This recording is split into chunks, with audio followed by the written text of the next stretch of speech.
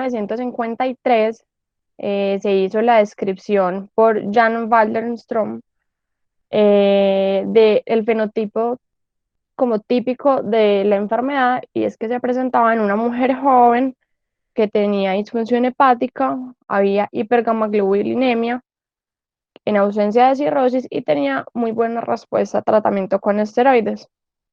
Ya luego, en 1956, apareció la asociación que tenía con los ANAS, los anticuerpos, y se le dio el nombre de hepatitis lúpica.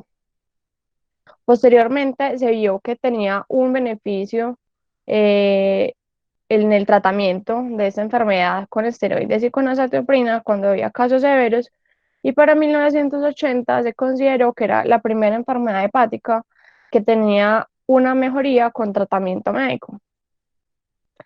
Tenemos entonces que la hepatitis autoinmune es una enfermedad que es crónica, que es inflamatoria del hígado y se va a caracterizar porque hay autoanticuerpos circulantes y unos niveles muy altos de globulinas séricas. Normalmente esta enfermedad tiene un cuadro clínico muy florido y se puede presentar como una hepatitis aguda o se puede descubrir ya en el momento en el que ya está en una fase tardía como una hepatitis crónica e incluso no, como presentación inicial ya cuando el paciente está con una cirrosis. Se sabe que hay una asociación con una predisposición genética con el HLA, DR3 y DR4, y también sabemos que tiene muy buena respuesta clínica al tratamiento inmunosupresor, teniendo una remisión en el 85% de los casos que tienen tratamiento. Como todas las enfermedades autoinmunes o cuando hay autoanticuerpos, se ha asociado también a otras enfermedades como la tiroiditis, la enfermedad celíaca e incluso la diabetes mellitus tipo 1. Desde el punto de vista epidemiológico, pues es una enfermedad que no es muy prevalente, tiene una prevalencia de 16,9 por 100.000 habitantes, y hay dos tipos, la tipo 1 y la tipo 2. La tipo 2 es más rara, es más poco prevalente, por lo cual se ha estudiado menos y se ha visto que tiene una mayor incidencia en mujeres. La tipo 1 se presenta en una relación de 4 mujeres por cada hombre y la tipo 2 en 10 mujeres por cada hombre. Además, tiene dos picos de distribución en edad. El primero se puede dar entre los 10 y los 30 años. Este pico de edades comprende como las mujeres en edad reproductiva, que es como la parte que más nos interesa para la charla, y un segundo pico entre los 40 y los 50 años.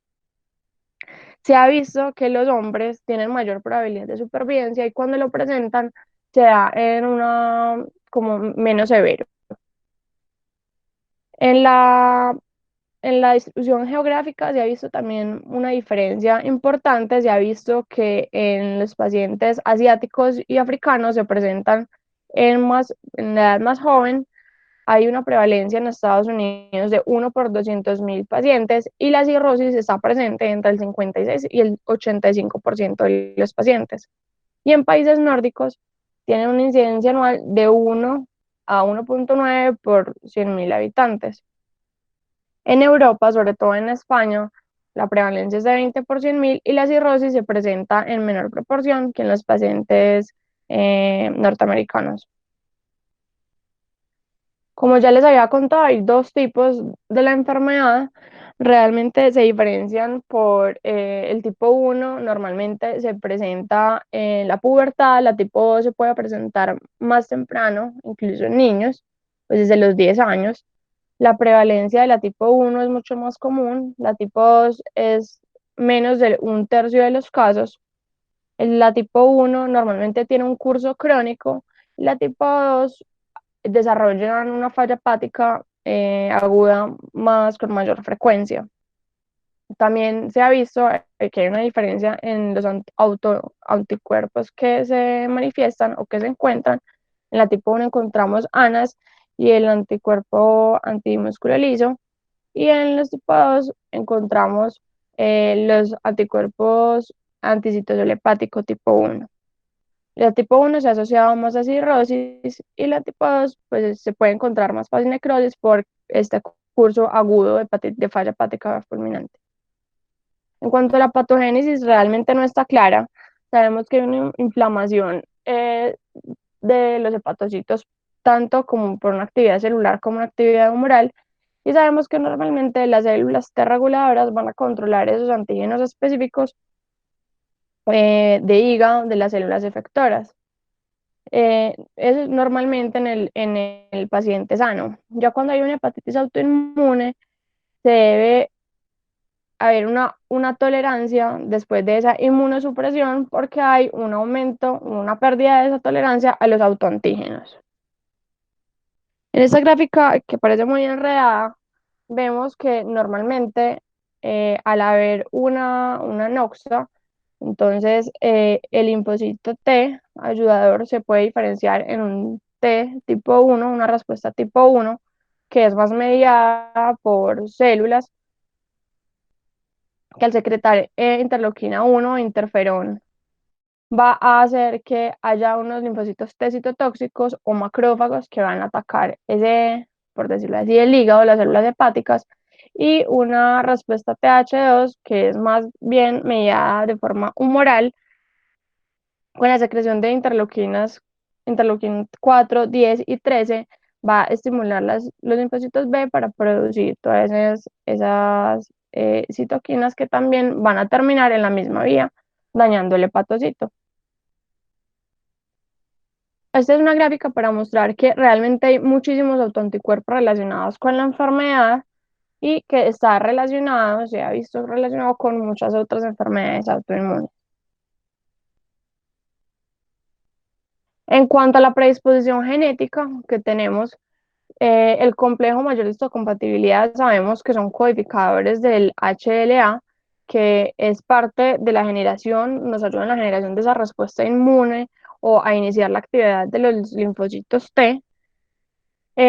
Hay dos diferencias genéticas como en cuanto al tipo 1 de la enfermedad, que está más asociado con el HLA, el haplotipo DR3 y DR4, y se ha visto que esa presencia del HLA-DR4 se ha asociado con una enfermedad mucho más severa y una presentación más tardía de la enfermedad.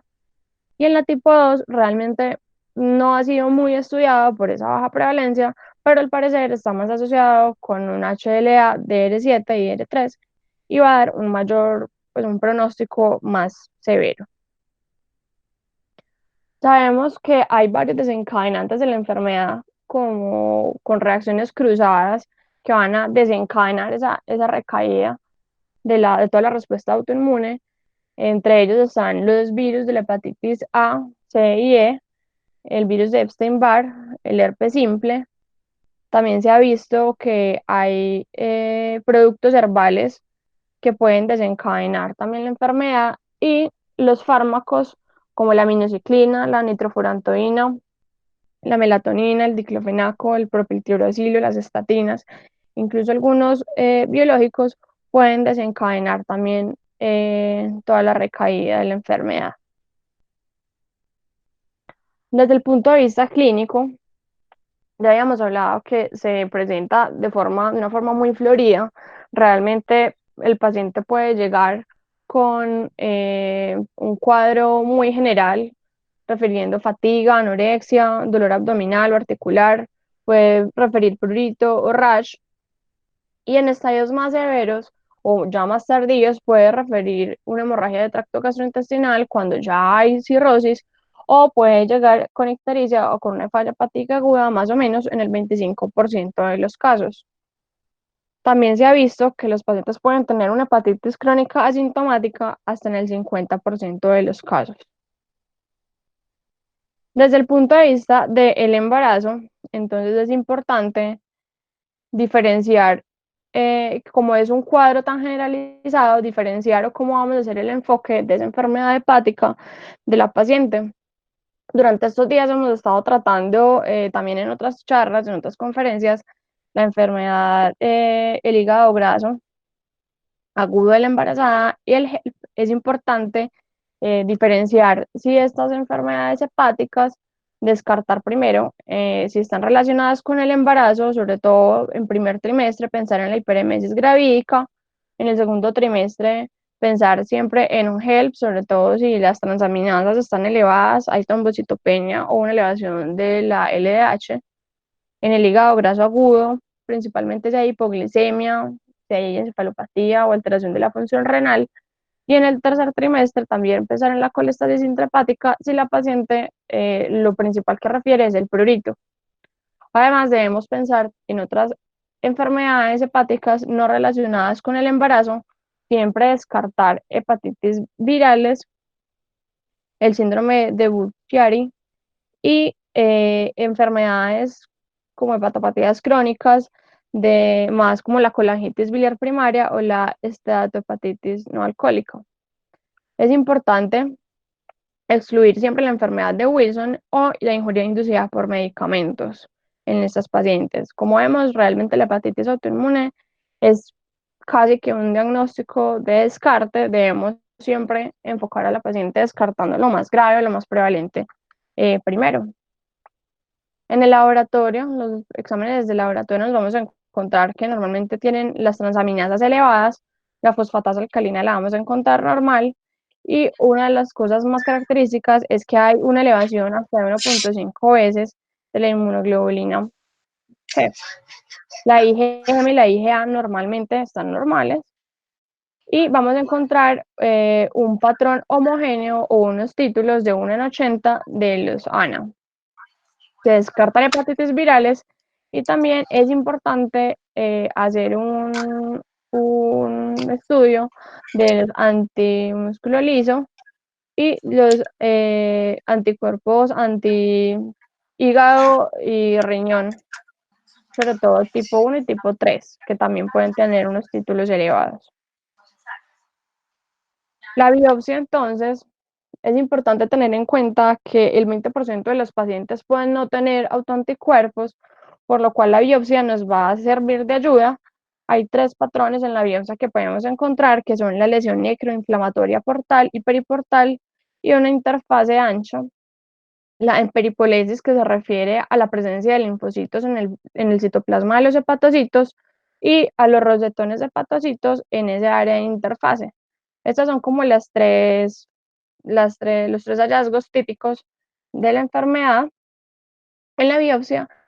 Y es importante también la biopsia, que nos va a servir para diferenciarlo de otras enfermedades autoinmunes del hígado, como esa cirrosis biliar primaria, la colangitis esclerosante o la colangitis autoinmune. Adicionalmente, en casos severos podemos encontrar el daño del ducto biliar, sin embargo, no es un hallazgo común. Para el diagnóstico, entonces, se había planteado como un score modificado de ese diagnóstico, teniendo en cuenta la edad, los hallazgos en la histología o en la biopsia, si había otro tipo de enfermedad autoinmune, la respuesta al tratamiento inmunosupresor, que fuera mujer, la relación que tenía la fosfatasa alcalina con la transaminasa, pues ya fuera la ST o la ALT, si había los títulos de los ANA, la concentración de inmunoglobulinas, y si había marcadores de infecciones o de hepatitis virales. Entonces, se iban sumando o restando puntos. El diagnóstico se realiza entonces cuando antes de iniciar el tratamiento con esteroides, el puntaje A mayor a 15 puntos o 17 después del tratamiento. Sin embargo, entonces en el 2008 se planteó un score modificado, teniendo en cuenta solamente los ANA, los niveles de anticuerpo antimusculo liso, la IgG, la histología hepática y que tuviera una ausencia de hepatitis virales. Con este score se determinó, era importante para iniciar o tomar la decisión del inicio de la inmunosupresión y tenía una sensibilidad del 80% y una especificidad del 90% cuando el paciente cumplía más de 7 puntos para hacer el diagnóstico de la enfermedad. Como ya lo mencioné, entonces es muy importante tener en cuenta los diagnósticos diferenciales, que ya los he mencionado, como la hepatitis inducida por medicamentos, las etiologías virales colestásicas, la cirrosis biliar primaria, la colangitis esclerosante primaria, En las pacientes en embarazo, en la colestasis intrahepática gestacional, el HELP o el hígado graso agudo. En cuanto al tratamiento, entonces, sabemos que los pacientes sin tratamiento tienen una supervivencia a 10 años solamente del 27% y que logran una remisión con el esteroide del 85%. Los pacientes pueden tener una reducción de los síntomas de forma temprana al iniciar el tratamiento. Sin embargo, el objetivo realmente del iniciar este tratamiento es la normalización de las transaminasas y de la IgG, que esto se puede lograr aproximadamente entre 6 y 8 semanas. Los esquemas entonces de tratamiento, estos en la población general, se debe iniciar la prednisolona entre 0,5 y 1 miligramo por kilo. Y es importante que se va a iniciar la satioprina, que es como el segundo medicamento propuesto cuando haya un descenso de la AST al menos 2 veces el límite superior de normalidad del laboratorio. Si no hay respuesta, o sea, no sea este descenso, se debe aumentar la dosis de prednisolona y ir titulando y vigilando la respuesta de la AST. Cuando ya haya un descenso de esa AST, entonces se debe iniciar la satioprina. Algunas personas, en algunos reportes de literatura, hablan de hacer una tamización del polimorfismo para la ausencia de que tengan la enzima teoporilmetiltransferasa, que es la encargada del metabolismo de estos medicamentos, como la satioprina. eh, ya que si el paciente los está homocigoto, entonces puede desarrollar empeoramiento de esa condición hepática. Sin embargo, la última literatura dice que no se recomienda realizarlo de rutina. Entre el 10 y el 15% de los pacientes pueden ser refractarios a estos dos tratamientos y en ese caso se recomienda utilizar inhibidores de la calcineurina como el tacrolimus y la ciclosporina A. Algunos requieren micofenolato, sin embargo, la respuesta es variable y tiene un efecto cardiotóxico y se han reportado solamente en reportes de casos, pero sin una adecuada evidencia, el uso de ácido urso desoxicólico, ciclofosfamida, metotrexate y algunos biológicos, como las dosis de cómo se va a iniciar la monoterapia o la combinación de la cetoprina con el esteroide. Y vamos a determinar entonces que un paciente tiene remisión de la enfermedad cuando haya una normalización de esos niveles de las transaminasas de la IgG y se puede hacer una biopsia de control para determinar si hay una remisión histológica. Estos hallazgos los vamos a encontrar también, los vamos a predecir con un índice de actividad de la hepatitis cuando sea menor o igual a 3. Es importante, después de que se encuentra la remisión, ir disminuyendo esas dosis de inmunosupresión y algunos recomiendan aumentar la cetoprina 2 miligramos por kilo para poder hacer un desmonte del esteroide progresivo, más o menos durante 3 semanas. Solamente el 20% de los pacientes, cuando se logra un retiro de la inmunosupresión o del tratamiento con prednisolona completamente, logran una remisión o mantenerse ahí.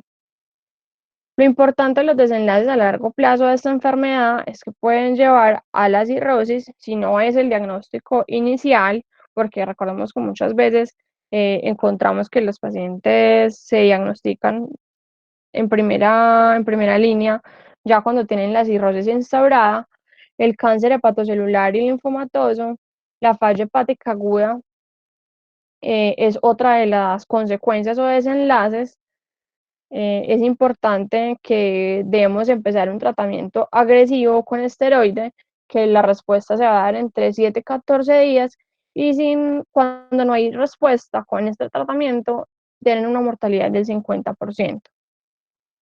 Además, pueden terminar en un trasplante hepático con una muy buena supervivencia de 10 años, que es aproximadamente el 75%. Todo esto que hemos hablado es de la población general. ¿Qué cambia entonces en el embarazo? Sabemos que en el embarazo hay las enfermedades con autoanticuerpos positivos, eh, siempre son un factor de riesgo para complicaciones obstétricas, tanto para la madre como para el feto. Realmente tenemos muy poca información sobre el comportamiento de esta enfermedad en el embarazo y sabemos que el embarazo es un estado de inmunotolerancia para poder tolerar esos antígenos paternos expresados por el feto. Por lo tanto, entonces durante el embarazo hay un estado como sí, de esa inmunotolerancia que en algunas partes de la literatura reportan que puede mejorar la enfermedad. Sin embargo, en el posparto, cuando se pierde ese estado de inmunotolerancia, empiezan las recaídas y pueden empeorar la enfermedad y el pronóstico. Desde el punto fisiopatológico, entonces se tiene en cuenta que el probable mecanismo de las complicaciones materno-fetales va a estar dado por la presencia de autoanticuerpos y esa activación de células autoinmunes en el espacio intervelloso, el tejido endotelial de las arterias espirales y la superficie epitelial del adhesivo. Como les contaba en el curso de la enfermedad, realmente es difícil y es impredecible durante el embarazo. Normalmente, estas pacientes ya se presentan con el diagnóstico realizado. Sin embargo, también puede pasar o es probable que el diagnóstico lo debamos hacer en el embarazo. El diagnóstico se realizaría igual que en la población general, teniendo en cuenta que uno de los picos de la enfermedad de presentación, sobre todo de la tipo 1, es esa edad como en pleno espacio de edad reproductiva de la mujer. Es importante que se asocia con patologías autoinmunes como la tiroiditis autoinmune, que es muy importante también tamizar durante el embarazo, y sabemos que las tiroiditis tienen un alto impacto en las complicaciones o desenlaces adversos maternos y neonatales. Las recaídas se van a manejar igual que en la población general y es muy importante que a la paciente que ya sabemos que tiene el diagnóstico se aconseje postergar el embarazo al menos un año después de la remisión de la enfermedad. Hemos encontrado los desenlaces obstétricos y fetales que tienen mayores complicaciones, las pacientes que tienen patologías autoinmunes, en las pacientes que el desenlace o la presentación, que se presentan ya con cirrosis o con hipertensión portal, tienen peores desenlaces y se ha reportado más o menos desenlaces adversos obstétricos maternos entre el 7,8 y el 11% de las pacientes. Entre las pacientes que tienen cirrosis, que ya está determinado, pueden presentar sangrado variceal hasta el 50% y lo más, pues una de los desenlaces adversos más importantes es la recaída, que puede presentarse hasta el 33% de las pacientes y se ha visto que está más asociado cuando las pacientes tienen mayor edad, se embarazaron cuando no había pasado al menos un año de la remisión de la enfermedad o que no estaban con tratamiento inmunosupresor. Otra de las complicaciones puede ser esa necesidad de trasplante hepático e incluso la muerte.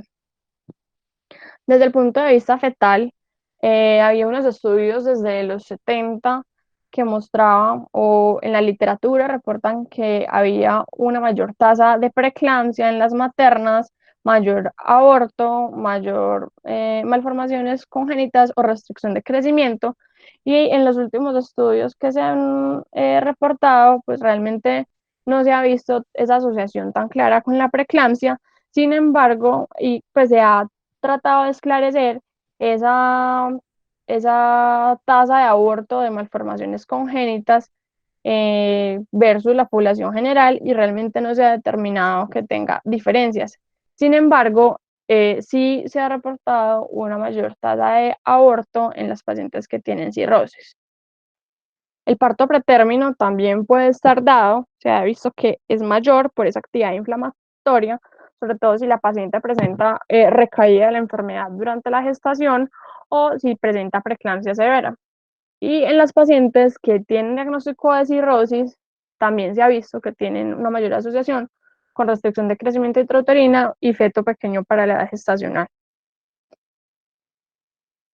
El tratamiento entonces en la paciente embarazada, la idea, hay diferentes opiniones en cuanto a la dosis de esteroides. Algunos hablan de dejar la dosis más baja de esteroide posible y quitar la acetoprina. Algunos hablan de que la acetoprina la podríamos continuar, ya que la prednisolona es una categoría C por la FDA en el embarazo, no cruza placenta y la acetoprina es categoría D. Algunos hablan de retirarla por esto, sin embargo, los estudios no han visto que aumenten el riesgo de desenlaces adversos fetales o maternos, por lo cual el adecuado control de esta enfermedad pesaría más que los riesgos teóricos de la azatioprina. El micofenolato y el tacrolimus sí está claro que están contraindicados y los pacientes que estén con este medicamento deben pasar por un periodo de suspensión al menos de 3 a 6 meses para poder embarazarse. En el posparto tenemos que la reactivación es 2 veces más frecuente que en el periodo de embarazo, se puede presentar entre el 20 al 50% de las pacientes y pues esto está, por lo que ya les había contado, la inmunotolerancia que se había presentado en el embarazo se pierde y esto hace a la paciente más susceptible de presentar la reactivación. Los pacientes en el posparto deben tener un seguimiento con hepatología y una valoración de las transaminasas y el IgG cada 4 o 6 semanas durante los primeros 3 meses posparto. Y es muy importante tener en cuenta que la lactancia es segura, tanto con la prednisolona como con la azatoprina, ya que tienen una baja excreción en la leche materna. Entonces, no castigar a estas pacientes eh, contraindicándoles la lactancia sin un adecuado motivo. Sobre la budesonía, que también se ha usado en los pacientes eh, no embarazadas, no hay realmente datos sobre la lactancia con la budesonía y el micofenolato. Hablando entonces de cirrosis, que es una de las complicaciones o de los desenlaces a largo plazo de esta enfermedad, entonces sabemos que es la presentación inicial en el 40% de los pacientes. Que una paciente tenga cirrosis no va a contraindicar el embarazo, sin embargo, si tiene un mayor riesgo de tener preeclampsia, muerte neonatal, un feto con bajo peso al nacer y el parto pretérmino. Realmente la cirrosis es la complicación más frecuente y una de las causas, la causa de morbimortalidad principal en las pacientes con hepatitis autoinmune. Esto está dado porque en el embarazo hay dilatación de las colaterales de la circulación portal de forma fisiológica, va a haber una expansión de volumen, hay una compresión extrínseca de la cava inferior y esto va a llevar a que aumente esa hipertensión portal, llevando un mayor riesgo de sangrado variceal.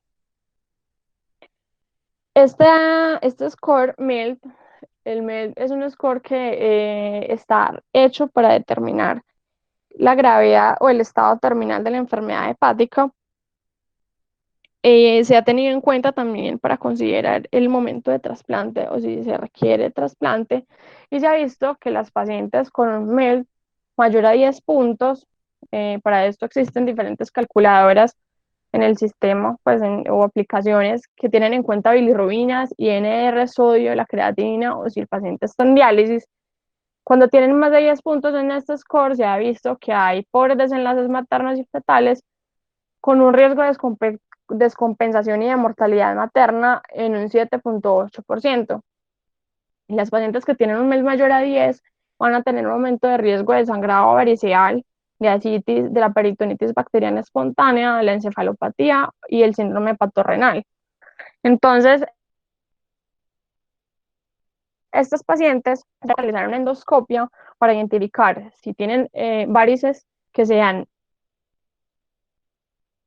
de alto riesgo para hacer una dentadura profiláctica para evitar el riesgo de sangrado, sobre todo en las 28 semanas, que es como el mayor riesgo de sangrado.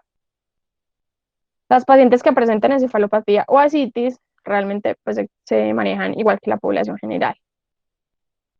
Realmente no hay estudios, no hay ensayos clínicos aleatorizados sobre la hepatitis autoinmune en el embarazo y lo que tenemos son estudios observacionales. En este artículo fue publicado en el 2012, fue un artículo prospectivo que se realizó en el hospital del King's College Entre 1982 y el 2009 recogieron 81 embarazos en 53 pacientes. Ellos hablan de que el 63% de las pacientes tenían remisión de la enfermedad más de un año, el 75% estaban con tratamiento inmunosupresor y el 41% tenían ya el diagnóstico de la cirrosis.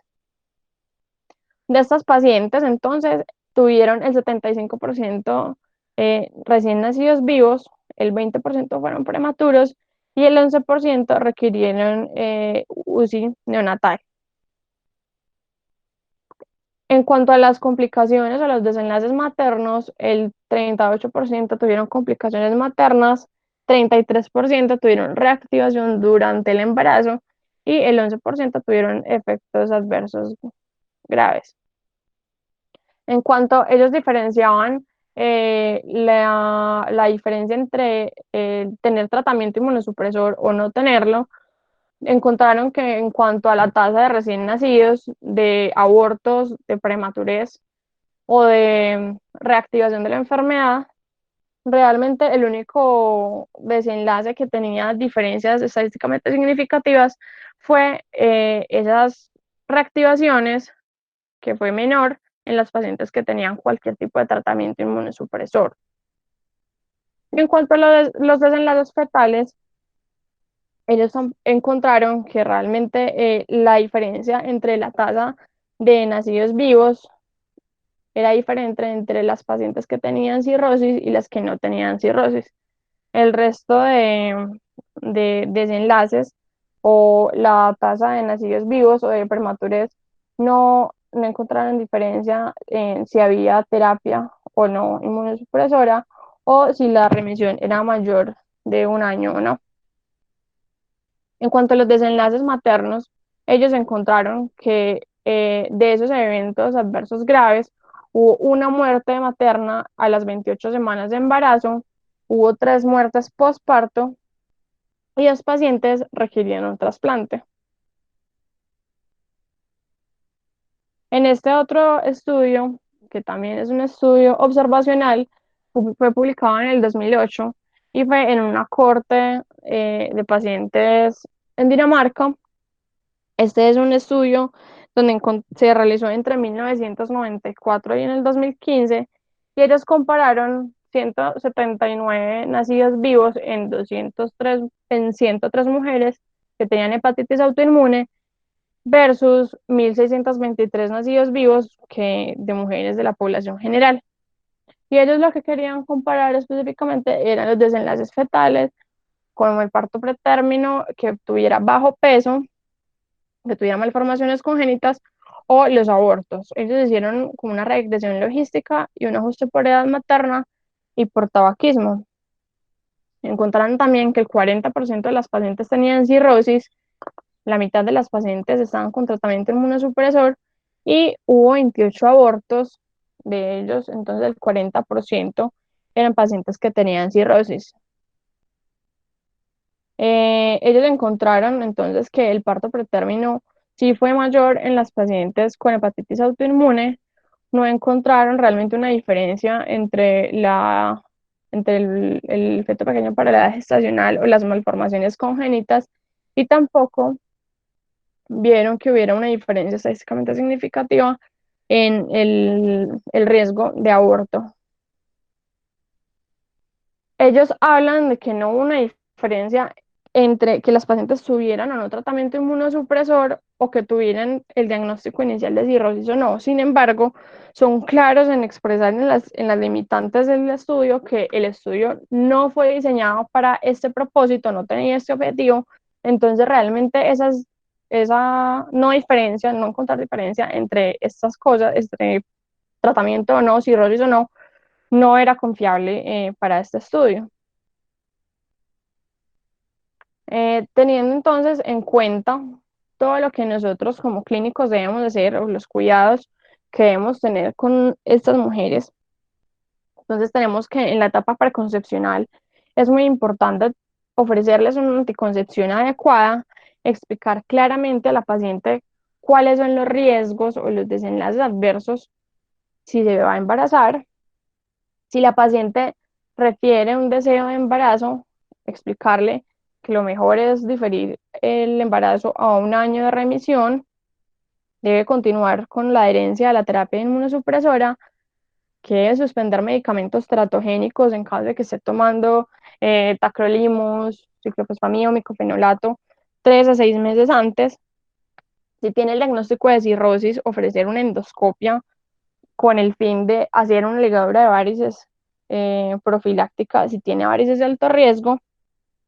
Es muy importante tamizar la función tiroidea porque ya sabemos que está relacionado también con tiroiditis autoinmune, y tamizar también el anticuerpo anti-RO y el SLA, ya que sabemos que también está relacionado con lupus neonatal y con los bloqueos fetales. En ese caso se debería hacer un ecocardio fetal entre las 16 y las 18 semanas para poder establecer ese riesgo de bloqueo.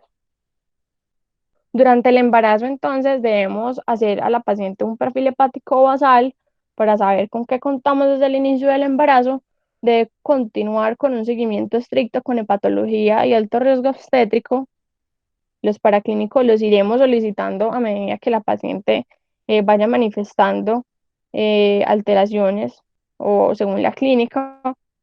Las ecografías de seguimiento son muy importantes porque, por lo que ya dijimos, del riesgo de RCIU en las pacientes con cirrosis, y recomendarles una dieta balanceada, un mantenimiento del peso. También la obesidad tiene mayor riesgo de haber sangrado de las varices, eh, la restricción del alcohol, evitar los medicamentos naturistas o herbales.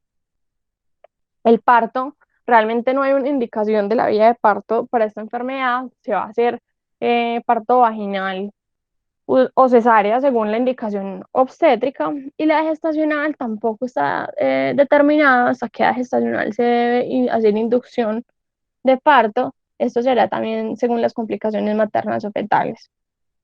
En cuanto al tratamiento, en algunos artículos la literatura dice que más o menos 2 semanas antes de ofrecer ese parto o la terminación del embarazo, se debe reanudar el tratamiento que la paciente tenía, el tratamiento inmunosupresor que la paciente tenía antes del embarazo, para evitar recaídas en el posparto. Y en el posparto es muy importante la anticoncepción adecuada, la lactancia, saber que no está contraindicada y hacer esa vigilancia de las transaminasas y la inmunoglobulina cada 3 semanas, 12 semanas posparto. En cuanto a anticoncepción, recordemos las categorías de la OMS para anticoncepción. Eh, Realmente la categoría 4 es un método que está contraindicado porque tiene un riesgo demasiado alto. Y la categoría 3 es un uso que generalmente no está recomendado, excepto que no haya ningún otro método disponible. Realmente es importante preguntarle a las pacientes si tienen una paridad satisfecha, y si la respuesta es positiva, siempre recomendarle la esterilización quirúrgica. Este es el método ideal de anticoncepción para estas pacientes, ya que los métodos hormonales están contraindicados por el metabolismo hepático, que puede ser más complejo, o sea, en estas pacientes.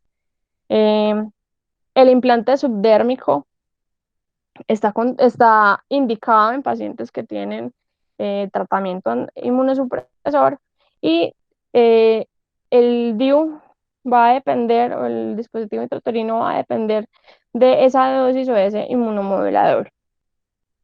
Las pacientes con cirrosis se recomienda un DIU o la esterilización quirúrgica. Sin embargo, también la OMS dice que si tiene una cirrosis de grado leve, se puede considerar el implante subdérmico. Entonces vemos que las pacientes que incluso han requerido trasplante hepático,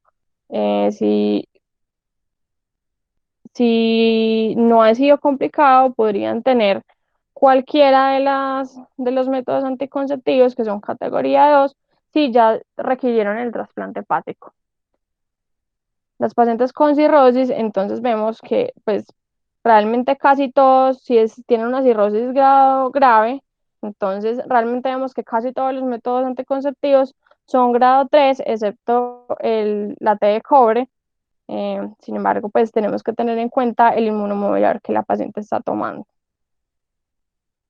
Como conclusiones, entonces tenemos que esta enfermedad se presenta en poca frecuencia, realmente tiene una prevalencia baja.